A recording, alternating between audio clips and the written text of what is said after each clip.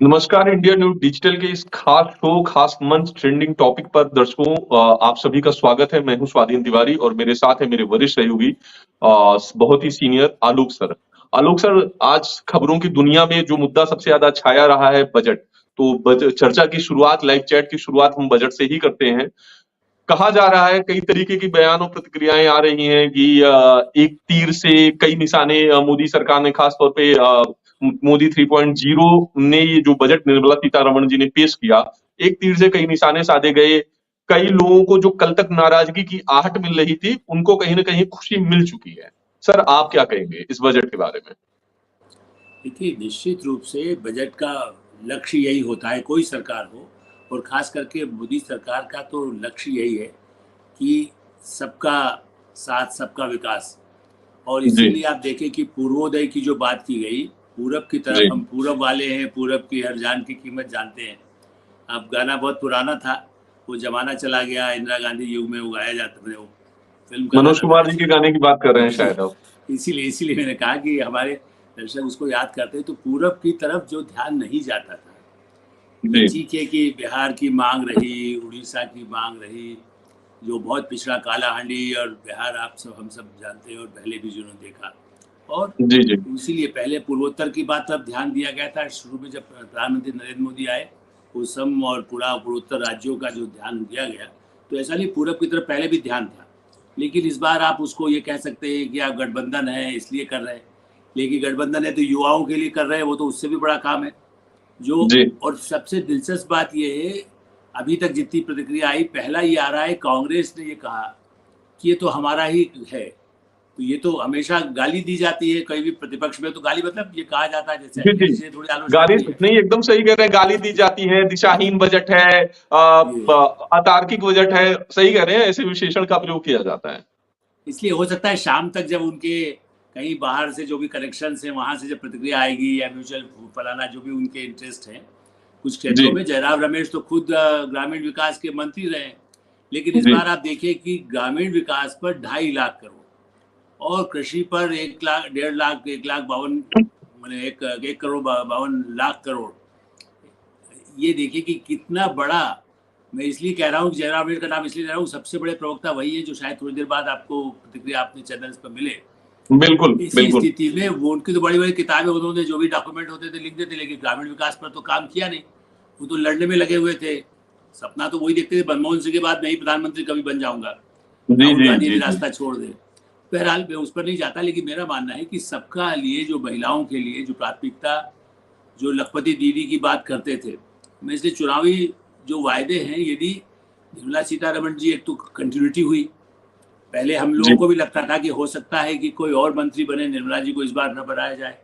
वो दक्षिण जी। भारत, कोई तमिलनाडु से तो बहुत वोट मिला नहीं, जो लोग कहते हुए तमिल वो हैं, तो वो वोट ले ली, उनको बनाया गया था। लेकिन ये भी प्रूव करता है तो उनके नेतृत्व में, लेकिन गाइडेंस तो कैबिनेट का और प्रधानमंत्री का रहता है, ये भी माना जाना चाहिए। और जी। इसलिए प्रधानमंत्री ने बड़प्पन दिखाया कि निर्मला जी को ही क्रेडिट दिया, कहा कि भाई उन्होंने जो बनाया उसकी बधाई है। और सभी, खास करके रोजगार को सबसे बड़ी प्रायोरिटी, और जी। कृषि और ग्रामीण विकास, जो हम और आप चर्चा करते रहे हैं। और ये ठीक है, जो आलोचना मैंने कहा ना कि कुछ हमारे बड़े संपादक, जो मैं उनको चैनल्स पर देख रहा था, दूसरे अब नाम नहीं लूँगा, क्योंकि बहुत हमारे साथी बहुत पुराने हैं, मतलब हम ऐसे तो ठीक है, हमसे तो पुराने नहीं है, लेकिन फिर भी जी। मैं उनसे कहूँगा कि एटस गिल वगैरह में हमारे बड़े साथी रहे। जी। तो उनका पहली प्रतिक्रिया थी कि बिहार उसको दे दिया गया, आंध्रा को, ये तो पॉलिटिकल बजट है, कुछ है ही नहीं। उसके बाद उनको और आर्थिक विशेषज्ञों ने भी बात बताई कि भाई ये बिहार उसको दे दिया तो इससे कुछ नहीं, वो तो और राज्यों के कृषि में भी कुछ काम होगा, रोजगार देंगे, तो ऐसा थोड़ी बिहार उसके लिए मिलेगा। ये उनको विशेष पैकेज नहीं दिया गया। और स्वाधीन जी, आप जानते हैं एनके सिंह जो फाइनेंस कमीशन के प्रमुख रहे, 15 फाइनेंस कमीशन के, उनकी जो जी। प्रतिक्रिया भी आई, क्योंकि विशेष पैकेज की मांग कर रहे थे। तो उन्होंने आज ये भी बताया कि देखिए, हम उस कमीशन ने भी कहा था कि पैकेज नहीं, अलग ढंग से इन राज्यों पर ध्यान देना चाहिए। वो भी जी। बिहार के बहुत वरिष्ठ नेता भी रहे हैं, जेडीयू के नेता राज्यसभा में रहे।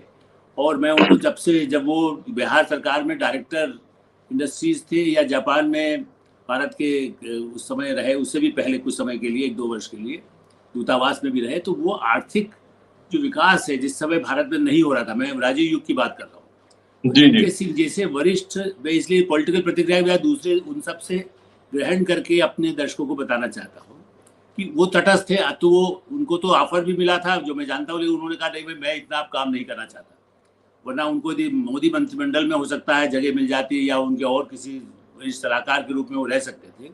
उनको लगा कि ये तो सुबह 5 बजे से प्रधानमंत्री बने, मैंने उनसे पूछा था तो उन्होंने कहा ये सुबह 5 बजे से लेकर रात को 12 बजे तक काम करते हैं, तो मैंने उनके साथ।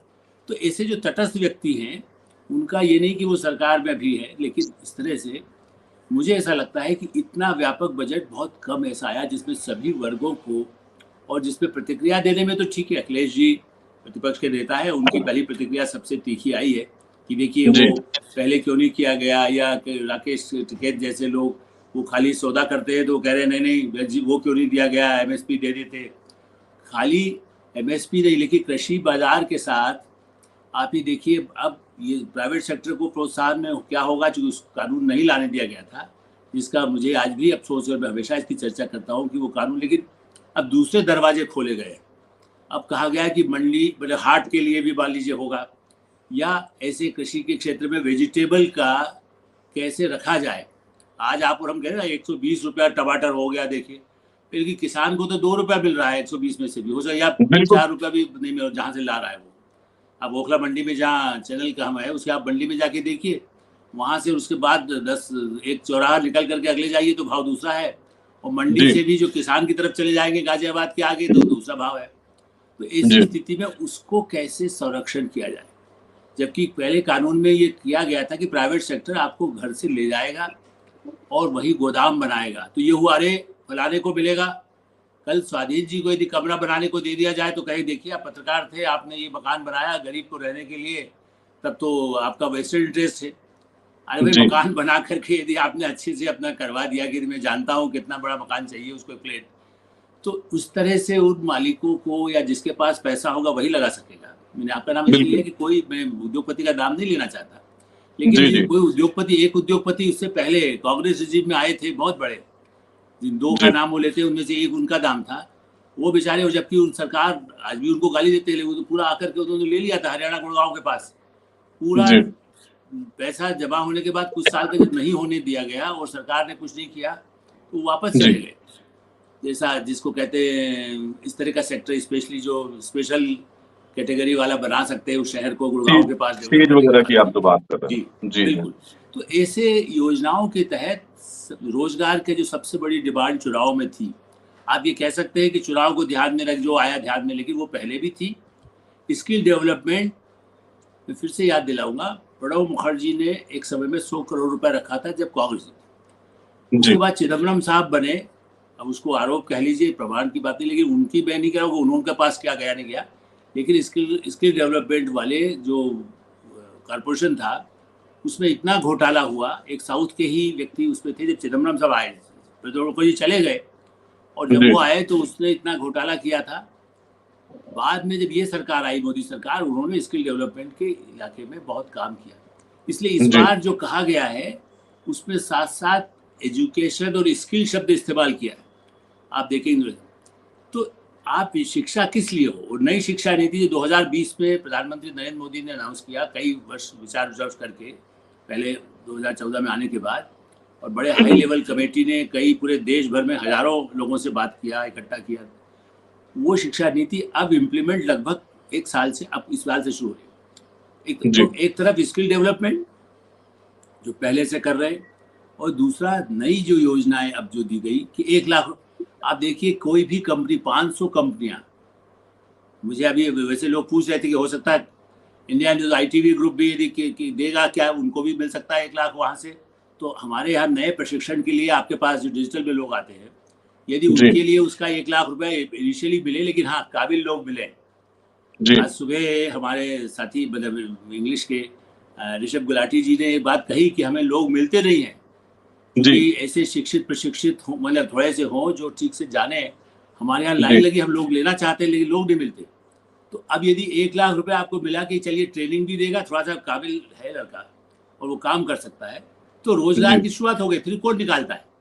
बिल्कुल मैं हमेशा कहता हूँ कि मैं एक पोस्ट कार्ड पर दिल्ली आया था और 125 रुपया मिलना था, मैं उसके बाद आज तक नहीं गया। मैंने अभी 2 दिन पहले कार्यक्रम में यही कहा तो आदमी को एक पैर रखने की जगह मिली। मैं बात तो कर रहा हूँ 71 की।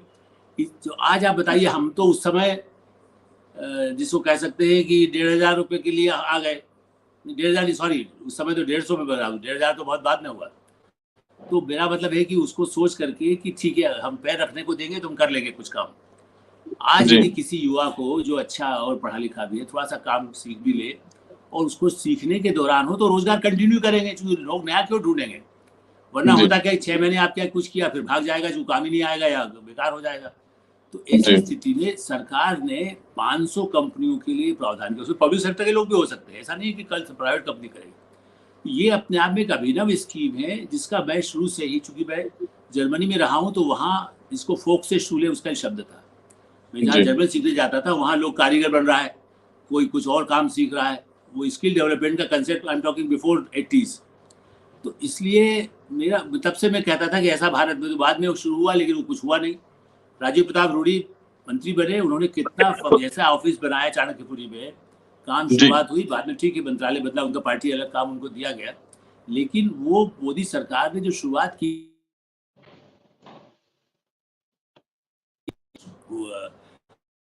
किसी स्कीम में हो सकता है, लेकिन मेरा ऐसा मानना है कि उस योजना को, देखिए, इम्प्लीमेंट में कोई गड़बड़ कर दे, घोटाला कर दे, वो जैसे परीक्षा में हुआ, सारे परीक्षा बेचारे गलत थोड़ी किए हैं। आज भी जी जी कहता हूँ, परीक्षा में गड़बड़ हुई है, कुछ सेंटर में हुई है, लेकिन पूरे देश में कोई, कहीं पर केरल में है कि कर्नाटक में है कि कोई गुजरात में है, तो गुजरात में एक सेंटर में गड़बड़ हुआ, बिहार में 4 सेंटर में गड़बड़ हुआ, लेकिन कोई मध्य प्रदेश वाले ने नहीं किया, तो ऐसा तो नहीं है। तो स्कीम की मिसयूज हो सकता है, हथियार का मिसयूज हो जी सकता है, सेना बिल्कुल या सही पुलिस कह का रहे हैं आदमी सर भी कि गलत इस्तेमाल कर सकता है। मिसयूज तो होता ये है, लेकिन फायदा चीज भी बड़े सेक्टर बहुत है। सारे लोगों को होता है। तो जो सर आपने बड़े ऐसे शब्दों की बात सेक्टर की, हैं, मेरा बजट ऐसा को मानना है कि उसके जी लिए, इसी तरह मिडिल क्लास के लिए थोड़ा थोड़ा रिबेट यदि कुछ, वैसे तो उन्होंने एक जो नया बना दिया है पिछली बार नई स्कीम के तहत, भाई जिसने नए उसको एक्सेप्ट कर लिया इनकम टैक्स का, उस पर इतना, उसमें भी कुछ राहत, जबकि मुझे कम उम्मीद थी। सुबह प्रतिक्रिया ये थी कि अब इतना कितना वो देंगे, चूंकि अब तो साधन कम है। लेकिन जी उन्होंने बड़ा सोच समझ करके, और डिफेंस की फैक्ट्रीज जो भारत में आए, पूंजी निवेश बाहर आ सके। मार्केट थोड़ा सा कष्ट है, जिन्होंने म्यूचुअल फंड वगैरह में या फंड में जो डालते हैं, उसमें शुरू का संकेत है कि थोड़ा उनको उससे लगा है कि वहाँ कुछ उस पर जो उनको फायदा मिल रहा था वो नहीं मिल रहा है, या कम हो जाएगा, या टैक्स देना होगा। तो भाई टैक्स जो आप यदि फिक्स डिपॉजिट करते हैं उस पर टैक्स देते हैं, तो म्यूचुअल फंड में यदि 1% टैक्स बढ़ भी जाएगा, तो जिसको ज़्यादा मुनाफा हो रहा है, यदि उसको 15 या 18% मिल रहा है, एक फिक्स डिपॉजिट करने वाला 8%, 7.5% उसको मिलता है, कई बार जी उससे जी भी 7% होता है।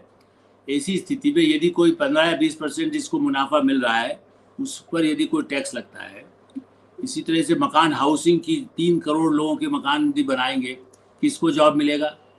यदि इंफ्रास्ट्रक्चर के लिए जिस तरह से रखा गया है 11 लाख करोड़, या जिस तरह का एक संख्या बताया गया, एग्जैक्ट फिगर अभी सामने में नहीं है, लेकिन जी मतलब इंफ्रास्ट्रक्चर में सबसे बड़ा खर्च कृषि, इंफ्रास्ट्रक्चर, रोजगार, हेल्थ, टूरिज्म।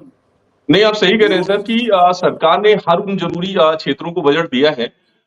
लेकिन सर आपने कई शब्दों का प्रयोग किया, चूंकि बजट या जब संसद का सत्र शुरू होता है तो शब्दों का खेल होता है। आपने एक शब्द प्रयोग किया, तटस्थ रहना, तटस्थता।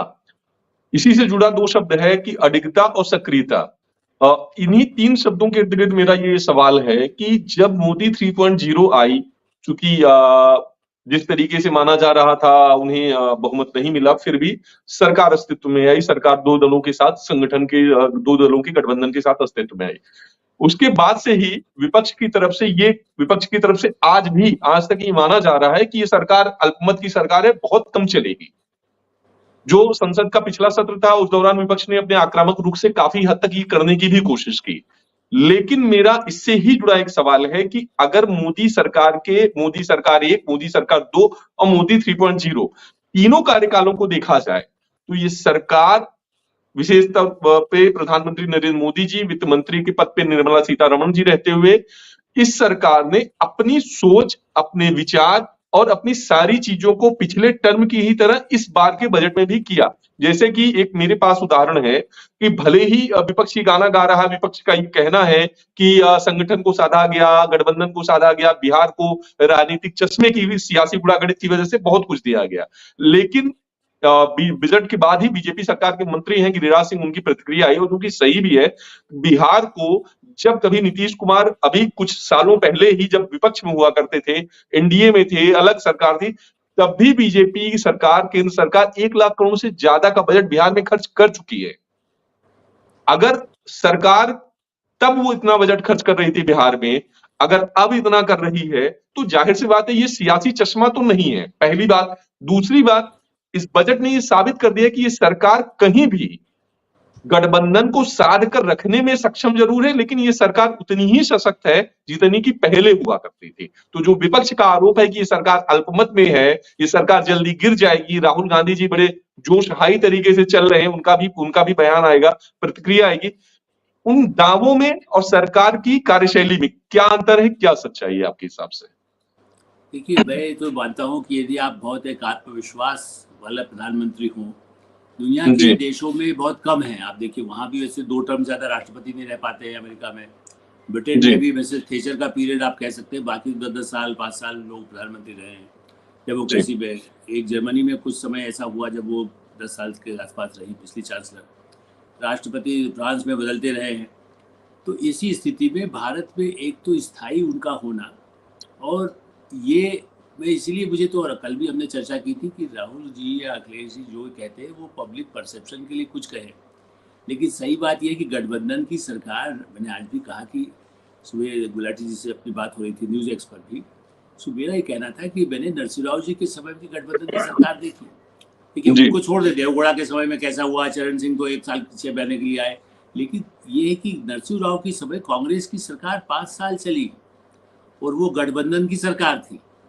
लिबरलाइजेशन, मनमोहन सिंह तब उसके वित्त मंत्री थे, उसकी संख्या उतनी नहीं, उस हिसाब से इस समय नरेंद्र मोदी की स्थिति बहुत मजबूत है। और उस समय चंद्रशेखर जी जो रियासत 91 में छोड़ के गए थे, यशवंत सिन्हा उनके वित्त मंत्री थे, वो ऐसी हालत में छोड़ बने। उसमें चंद्रशेखर जी दोषी नहीं थी, तो 4 महीने बेचारे बने थे, यंग तक थे, लेकिन मेरा मानना उनके पहले प्रधानमंत्री वो रहे। और नरसिंह राव आने के बाद यही मनमोहन सिंह जो कांग्रेस में राहुल जी के नेता प्रधानमंत्री रहे हैं, उनके रहते हुए तो कोई ऐसा नहीं हुआ। तब तो इतना भी नहीं, लिबरेशन शुरू हुआ, उदारीकरण का दौर शुरू हुआ, कई ऐसे निर्णय लिए गए कि अटल बिहारी वाजपेयी जब आए तो उन्होंने न्यूक्लियर वाला किया, तब भी गठबंधन की सरकार थी। तो परमाणु परीक्षण करने तक के लिए आपने गठबंधन सरकार थी, लेकिन आज आप कह रहे हैं जब नरेंद्र मोदी उनसे कई गुना ज्यादा बेहतर स्थिति में, अंतर्राष्ट्रीय स्थिति में भी, ठीक है राज्यों में कमी आई, पार्टी की कमी, वो तो एक अलग ही विषय है, लेकिन मेरा ऐसा मानना है कि उसी आत्मविश्वास के कारण, जैसा उन्होंने चुनाव से पहले भी कहा था, देखिए मैं उनको बहुत वर्षों से जानता देखता रहा हूँ, इसलिए मैं कह उनके कार्यशैली को खास करके ये तो नहीं कह सकता कि मैं उनका वो कोई दावा कोई करे, मुझे नहीं मालूम, लेकिन उनको यदि कार्यशैली को भी जो समझते हूँ, जब से वो भूमिगत रहे 75, मैं तब से फॉलो करने वालों में, पत्रकारों में से हूँ, तो मैं कह सकता हूँ कि वो अपना एक मतलब आपको तब 70 के दौर में, आपको 70 के दौर में ये लग गया था कि ये देश के उजले सितारे हो सकते हैं? नहीं, ये नहीं कह सकता, मैं नहीं, तो मैं खाली ये कि वो उनकी जो मैं कार्यशैली बता रहा हूँ कि लॉन्ग टर्म में सोचिए, जैसा मैंने कहा ना, मैंने सोचा कि मैं आऊंगा और फिर मैं करके दिखाऊंगा। उनको भूमिगत काम करना था, उन्होंने करके दिखाया। जेल उनको नहीं, दूसरे जो जेल में थे उनको जाकर क्या मदद हो सकती है, उनके परिवारों को क्या मदद हो सकती है। जब संगठन में आए तो देश भर में घूम घूम करके यदि कभी कुछ भी काम करना है, पार्टी कैसे मजबूत होगी, सरकार कैसे कोई भी काम करेगी तो क्या लाभ मिलेगा। संगठन के बाद मुख्यमंत्री बने तो उनको लगा कि मैं एक बार गुजरात में इतना करके दिखाऊंगा, लोग कहेंगे ऐसा कुछ काम हो सकता है। तो एक दूरगामी, मैं नहीं कह रहा हूँ कि मैं भी नहीं मान सकता था उनको, वो मुख्यमंत्री में, हाँ 2012 के बाद मैं महसूस कर रहा था कि वो उनका भी एक बड़े नेता के रूप में आ रहे हैं, क्योंकि अडवाणी तब भी प्रतिद्वंदी थे, मतलब उस समय उम्मीदवार तो वही थे, तो वो उभर करके आ सकते हैं, या सुषमा स्वराज आ सकती है, ऐसे 2-3 लोग थे। लेकिन उसके पहले उन्होंने संगठन के रूप में जितना काम किया और जो मॉडल दिखाया, वही मैं मानता हूं कि उन्होंने जो सोचा, चुनाव से पहले उन्होंने कहा था मेरा तो आगे का एजेंडा तय है। अब वो हार जाते, बहुत ही, यदि मान लो हार भी जाते तो क्या होता, एजेंडा बना कोई, जैसे कांग्रेस कह रही हमने बनाया था वो इन्होंने पूरा कर दिया, तो ठीक है, मोदी जी ने भी बना करके कोई और भी इम्प्लीमेंट कर दिया तो उनका लक्ष्य तो पूरा हो जाता। नरेंद्र मोदी कुर्सी के लिए नहीं है, जैसा मैं कहता हूँ, मैं किस स्थान पर हूँ, यदि मैं अपना प्रोफेशन का जो काम कर रहा हूँ वो ईमानदारी से मुझे करने दिया जाए, मेरा तो एक ही शर्त रहती है, मैं उनसे मैं तुलना नहीं कर रहा हूँ, लेकिन जीवन में हर एक व्यक्ति की प्रायोरिटी हो सकती है। बिल्कुल, यदि उनकी प्रायोरिटी ये है कि मुझे देश के लिए ये करके देना है, जो रुकावट आएगी, लेकिन उनको तो माफी मांगना पड़ी, कई बार रहता है, जैसे हमसे कोई, मान लो हमने कोई ऐसा वेंचर हुआ, वो नहीं सफल हुआ, मान लीजिए वो आगे नहीं चला कोई अखबार, तो हम कह सकते हैं भाई ठीक है हमने कोशिश की थी, लेकिन जहाँ से पैसा था आगे पैसा नहीं आया तो नहीं चलेगा। ऐसी स्थिति में वो यदि कह सकते थे भाई वोट नहीं मिला तो हम हो गए, लेकिन उन्होंने अपने को कठिन से कठिन परिस्थिति में, कोविड काल में जब दुनिया की अर्थव्यवस्था डगमगा की बुरा हालत में आ गई, ब्रिटेन में लोगों का इलाज के लिए लाखों लोग मर गए, ऐसी स्थिति में भारत में और भारत की दुनिया में अपनी क्रेडिबिलिटी बनाई। ऐसी स्थिति में ऐसी अर्थव्यवस्था को उन्होंने लागू अभी करने की कोशिश कर रहे हैं। इसमें एक ही समस्या, स्वाधीन जी कहेंगे तारीफ इतना करने के बाद, उनको और भी उनके हाथ में सक्षम और ज़्यादा लोग होते जो एक ज़माने में दूसरे बड़े हमारे देश के नेताओं को रहे हैं। मैं उन लोगों में से नहीं जो कहूँ कि आज ही सब कुछ अच्छा हो गया है। तो उनके पास ऐसी टीम, जैसा हम कहते हैं ना भाई, आपके पास ऐसी टीम, आप मुंबई में रहे, आप वहाँ कैसी टीम होती, आप बिहार में रहते आप वहाँ की टीम कैसी होती, उस पर मेरे पास मेरी सफलता का राज होगा कि मेरे साथ ऐसी टीम, तो मेरा आज भी लगता है टीम कैपेबल है, मैं उस पर प्रेशर नहीं लगा रहा हूँ। और ज़्यादा उनके पास लोग हो, उनको और ज़्यादा सहयोग मिले, और उससे भी बड़ा राज्यों में सरकार किसी की भी हो। देखिए मोतीलाल वोरा गवर्नर थे, गवर्नर रोल भी रहा, और अटल बिहारी वाजपेयी वहाँ जाके ठहरते थे लखनऊ में, या बिहार में गोविंद नारायण सिंह कांग्रेस के मुख्यमंत्री थे तो वहाँ राज्यपाल थे, और कितने तीन ऐसे मुख्यमंत्री बने, उसके बाद जगन्नाथ मिश्रा भी बने, दूसरे मंत्री बने। तो ऐसा नहीं हुआ कि तालमेल ना हो, लेकिन या उनके कार्यक्रम जो दिल्ली से तय होते थे, मैं इसलिए उदाहरण दे रहा हूँ राज्यपाल से नहीं, केंद्र और राज्यों में जो सहयोग बड़े पैमाने पर होना चाहिए। बीच में कांग्रेस पार्टी या और राष्ट्रीय जनता दल, उनके अपने व्यक्तिगत कारण, जेल के अपराध के केसेस को लेकर पहले होता ही जरूर था कि थोड़ा सा, अरे स्वाधीन जी ज़्यादा इसकी चर्चा मत करिए, अभी केस है, थोड़ा जल्दबाजी करेंगे तो अभी हमें बिहार में ये काम कराना है, राजस्थान में ये काम करना है, फलाना है। अब उसके बारे में जो छूट हो गई, तो वो लोग ये राज्य सरकारों के तहत भी सहयोग नहीं कर। कर्नाटक सरकार कहती है हम तो ये मानेंगे नहीं, हम ये बंगाल की, पश्चिम बंगाल की सरकार, ममता बनर्जी बहुत जुझारू है, मैं आज भी उनकी जीतते तो आई चुनाव में, मुख्यमंत्री है, और अभी भी लोकसभा में उनकी सफलता मिली, लेकिन वो हर चीज को कहते हुए तो मानूंगी नहीं, मैं तो बांग्लादेशी को लाऊंगी। भाई भारत के संविधान से विपरीत अलग तो नहीं काम हो सकता है, हम इसको मानेंगे नहीं, कानून, भारत के कानून को ही नहीं मानेंगे। तो ये जो एक ट्रेंड आया है पिछले कुछ वर्षों में, ये जरूर भारत की रुकावट और भारत की छवि विदेशों में बिगाड़ने का, मैंने थोड़ी सी जो एक होता था, अरे बंगाल में इन्वेस्टमेंट कैसे करें, ममता बनर्जी तो पता नहीं टाटा को भगा दिया था, हमें भगा देगी। विदेशी इन्वेस्टमेंट जब चाहिए, जो चाइना में लोग इन्वेस्ट नहीं कर रहे, भारत की तरफ जाते हैं, और अमेरिका, यूरोप, इवन चाइना भी सबसे ज़्यादा हमारा ट्रेड पार्टनर अभी भी है, तो वो भी चाहता है कि बिजनेस हो। अब उस पर भी लोग कहते हैं भाई हम चाइना को, आपको इससे पूंजी आती है, तो उन्होंने कहा नहीं, कुछ कंपनियों को दे रहे, यदि पूरी जांच पड़ताल होगी, यदि कोई गड़बड़ पैसा नहीं आ रहा है, यदि वैधानिक ढंग से आता है, बैंक के थ्रू आ रहा है और सही काम के लिए आ रहा है, तो हमारे यहाँ लोगों को काम मिलेगा। हम पूंजी आने के पक्ष में है, व्यापार उनका सामान खरीदे।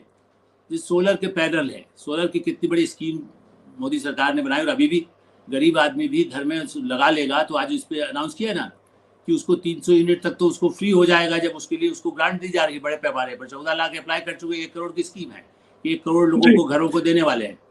तो उसके लिए पैनल आते हैं चाइना से, आज भी उसको इम्पोर्ट को रुके, और भारत में वो सोलर पैनल बनने लगे हैं। पहले तो BHEL भी बनाता था, और भी धीरे धीरे, लेकिन जब सोलर की स्कीम आई है, तो उसमें यदि पैनल हम या चीन से नहीं खरीदेंगे, यहाँ बनेगा, तो रोजगार भी मिलेगा, बिजली भी मुफ्त मिलने लगेगी, अपने घर में बिजली लगाइए, और ज़्यादा है तो आप बेच दीजिए उसको। ये तो इनकी स्कीम है, मैं छत्तीसगढ़ में देखा, इतने दूर दराज जहाँ आदिवासी और माओवादी नक्सली लोग हैं, वहाँ पर सोलर एनर्जी से रात को जैसे काम हो रहा था, मैंने उस दूर दराज के गाँव में जाकर देखा है। तो इसलिए मैं कह सकता हूँ कि उसका लाभ कोई सरकारें रहे, उसका मिलना है।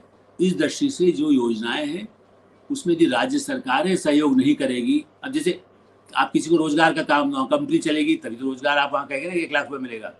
आप बिहार में यदि चल रहे, लालू राज में तो होता था पहले उतना पैसा दे दो। मैं उस समय पूछता था स्वाधीन जी कि भाई आप क्यों नहीं आ रहे, तो उन्होंने कहा सर हम ऐसा है कि हम 20 करोड़ लगाना चाहते हैं, लेकिन 15 करोड़ तो रिश्वत ही मांगी जा रही है, तो फिर हम 5 करोड़ में तो लगाएंगे क्या और चलेंगे क्या? मतलब लगभग हम पूरा 100% पैसा रिश्वत में दे दें तो इंडस्ट्री कैसे चलेगी? हम वो तो कहते पहले इतना ही दे दो, उस समय जबकि इतने साधन नहीं थे कि लोग, अब तो फिर भी लोन, लेकिन लोन लेके देगा तो चुकाएगा कैसे, वो तो फिर ताला लगा देगा ना। ऐसी कई इंडस्ट्री बंद हो गई बात। वहाँ पर शुगर मिल थी, इतने मिल थे इनके डालमियास के, सब उसी भ्रष्टाचार के कारण बंद हुए। तो इसके साथ एक इवेंट बट्स है, राज्य सरकारों को भी केंद्र के साथ संघीय ढांचे के तहत सहयोग करके, चाहे शिक्षा की स्कीम पूरी करना हो, चाहे जैसे आयुष्मान भारत कहाँ लागू किया कुछ राज्यों ने, इंक्लूडिंग दिल्ली में, जी दिल्ली में, राजस्थान में, जहां ऐसी, झारखंड में जहां उनकी सरकारें हैं, उन्होंने कहा कि नहीं हम नहीं करेंगे सॉल्व। अरे गरीब आदमी को 5 लाख रुपए मिल रहा है, इसमें मोदी जी का कहाँ पट्टा है? वो तो, उसको तो नाम भी नहीं मालूम है कि प्रधानमंत्री कैसा लिखा जाता है शब्द। ऐसे लोगों को भी राजनीतिक कारणों से उस योजनाओं को इम्प्लीमेंट नहीं होने दिया। तो ऐसी मुझे लगता है कि इसका यदि सबक कुछ लिया गया जाए कि चलिए हमारे, चाहे हमारे, ये कहते हैं रोजगार हमारी योजना थी, महात्मा गांधी या नरेगा जी जो जी योजना है, लेकिन उसके साथ यदि उसमें सुधार हुआ ना, अब उसमें घोटाला नहीं है, किसान के घर में सीधे 10,000 रुपया यदि पहुँचता है, 12,000 रुपया, वो राज्य भी मिला देता है 6,000 के साथ, तो सीधे अकाउंट में जा रहा है, जी सीधा सीधा। उसमें किसी का बीच में कोई दलाली नहीं कर पा रहा है, कोई बैंक जी में पैसे उससे नहीं मांगेगा, चूंकि तो उसका ही नाम पर आया है पैसा। ऐसी योजनाओं का जो फायदा है, डिजिटल में भी बहुत बड़े पैमाने पर उन्होंने और इन्वेस्टमेंट की बात कही है, न्यूक्लियर में प्राइवेट पैसा लगाने की बात कही गई है, ताकि न्यूक्लियर एनर्जी हमारे यहाँ बढ़ सके और खर्चीला उसका जो इंडस्ट्रीज को चाहिए। तो मुझे लगता है कि ओवरऑल ये सभी वर्गों को, उद्योगपति से लेकर के गरीब झोपड़ियों तक के फायदे वाला, और किसानों को और युवाओं को फायदा देने वाला, महिलाओं को फायदा देने वाला बजट मुझे दिखाई देता है। सर, ये तो रही बजट की बात। बजट के सियासी गुड़ागड़ित से इधर हम चलते हैं यूपी में। यूपी में भी सियासी गुड़ागड़ित चूंकि बहुत तेजी से शुरू होने वाली है।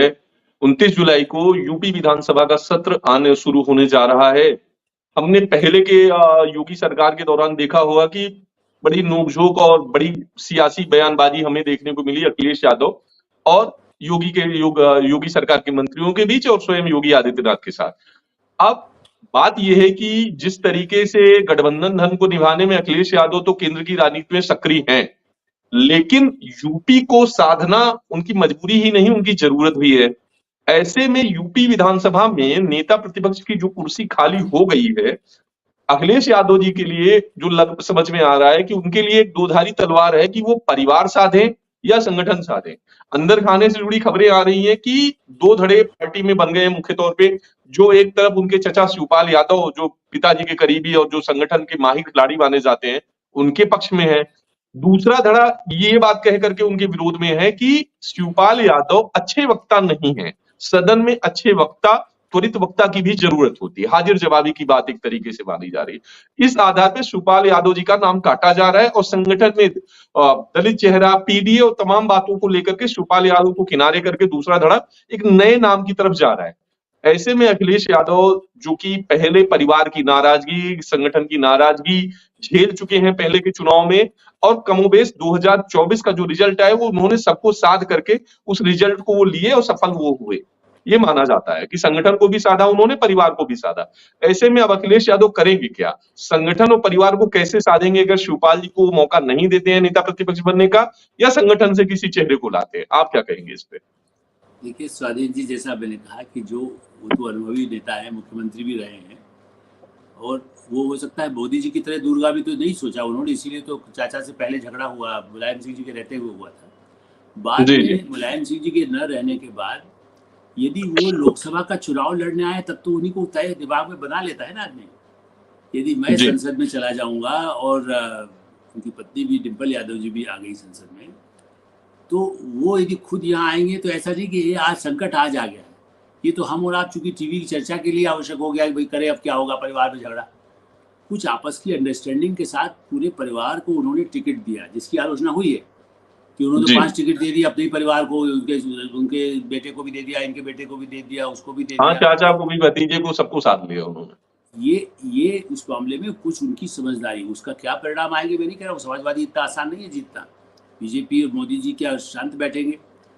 जी असली समस्या होगी कि भाजपा अपने घर को कितना ठीक कर पाता, मैंने सामने नहीं दिखाई देगा, लेकिन वहां पर कौन भाषण अच्छा देता है, विधानसभा में कितनी देर भाषण कौन देता पाता है। आप देखते हैं वहाँ हल्ला गुल्ला, वहाँ संसद में जब नहीं कर रहे हैं तो वहाँ तो वैसे भी वहाँ तो बहुत भारी बहुमत बीजेपी का है, तो उसकी सरकार को तो कोई खतरा भी नहीं है। तो वक्ता कैसे हो ये उनका घरेलू है। आज इसलिए नहीं बता सकता क्योंकि हमारी आप कोई एकदम वो भी अपना ताश के पत्ते नहीं खोल रहे होंगे, लेकिन मुझे इस बारे में बहुत ज़्यादा फर्क नहीं पड़ता। उनके पास और भी ऐसे नेता है जिनको शिवपाल जी भी अपने प्रभाव से, देखिए इस समय शिवपाल जी की भी मजबूरी है कि उनको मालूम है कि अखिलेश जी के बल पर इस समय जीत करके आए हैं और आगे हमें भविष्य दिखाई दे रहा है। आज भी उनके एमपी जी से भी जितना काम कराएंगे, यदि 37 एमपी उनके आए हैं, तो आज भी शिवपाल जी यदि कुछ कह दें, जब ये मुख्यमंत्री थे तब ऐसे अवसर आए जब मुलायम सिंह जी ने मान लीजिए सिफारिश किया गया या शिवपाल जी ने किया, तो वो एक बार उनके सलाहकारों के बीच में कहते थे भाई अब इसका क्या किया जाए, फिर थोड़ा सोचते थे, फिर कहते चलो उनका आदमी है तो क्या हुआ, लेकिन अभी अपने हाथ में है, इसको मोबिलाइज करना तो कर देते हैं। इसी तरह से शिवपाल जी को भी कितना वो एक यदि छूट दे दे कि भाई जो उनकी जिससे उनके साथ सहमति हो। शिवपाल जी तो लगभग इनके चाचा डरे पिता, उन्होंने उनको उसी तरह पाला भी है, उनको पढ़ाने लिखाने में भी, चूंकि मुलायम सिंह जी पूरी तरह राजनीति में सक्रिय थे। तो अब वो कल फिर से झगड़ा हो जाए, बुजुर्ग आदमी कब बिगड़ जाए या अखिलेश जी बिगड़ जाए, मैं उसके बारे में प्रोटेक्शन नहीं कर रहा हूँ, लेकिन मैं उसको जी सरल ढंग से ये कहना चाहता हूँ कि ये जो विवाद है, हाँ, लेकिन सरकार पर वो हमला करेंगे। सरकार की जो नीतियां हैं उसके खिलाफ कौन ज़्यादा तीखा भाषण से ज़्यादा उन मुद्दों को उठा करके, जैसे अभी हुआ सुप्रीम कोर्ट ने फैसला दे दिया, तो उससे फैसला में अंतरिम चाहे आदेश है, लेकिन एक बड़ी जीत तो अखिलेश जी के उनके, चाहे वो पिटीशन किसी ने लगाई हो, उसका विरोध तो कर रहे थे ना वो, कि जी भाई जी नेम बिल्कुल प्लेट नहीं लगाएंगे, अल्पसंख्यक वोट उनका था, तो उसमें एक स्टेप तो उनको फायदा हो ही गया। बिल्कुल ऐसी स्थिति में मुझे ऐसा लगता है कि वो आगे की रणनीति को ध्यान में रखकर, केंद्र की सरकार गिरेगी नहीं गिरेगी करेगी, अभी उनको उत्तर प्रदेश के चुनाव को देखना है और अभी 10 विधानसभा के चुनाव को देखना है।